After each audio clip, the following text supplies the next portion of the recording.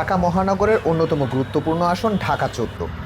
রাজধানী প্রবেশদ্বার হিসেবে পরিচিত এই এলাকা প্রতিদিন হাজারো মানুষের যাতায়াতের কেন্দ্রবিন্দু।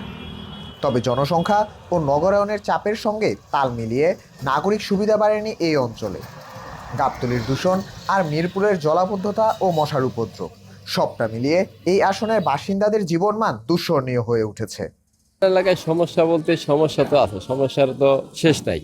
রাস্তাঘাটে ময়লা, রাস্তার গলিতে ময়লা, এগুলোর জন্য দেখা গেছে আমাদের বাচ্চা কাচ্চা অসুস্থ হয় মশায়।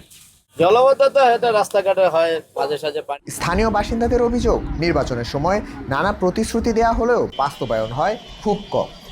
তারা চান নির্বাচিত জনপ্রতিনিধি যেন দীর্ঘমেয়াদী পরিকল্পনা নিয়ে কাজ করেন এবং সমস্যাগুলো সমাধানে কার্যকরী উদ্যোগ গ্রহণ করেন। চাচ্ছি যে আমরা যে জনগণের কল্যাণে আসবে ওই প্রতিনিধি চাচ্ছি আমরা। আশা করি যে কাজ ভালো করে এরই দরকার। আমরা চাই সুস্থ সুন্দর নির্বাচন, ভালো একটা সরকার যে জনগণের জন্য কাজ করবে। ঢাকা ১৪ আসনকে ঘিরে রয়েছে মিরপুর, শাহ আলীবাগ, রূপনগরের মতো ঘনবসতিপূর্ণ এলাকা।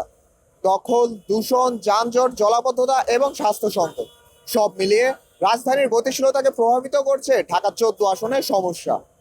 জনগণ আশা করছে নির্বাচনে ইশতেহারগুলো বাস্তব রূপ পাবে এবং তাদের সমস্যাগুলোর সমাধান দ্রুতই হবে।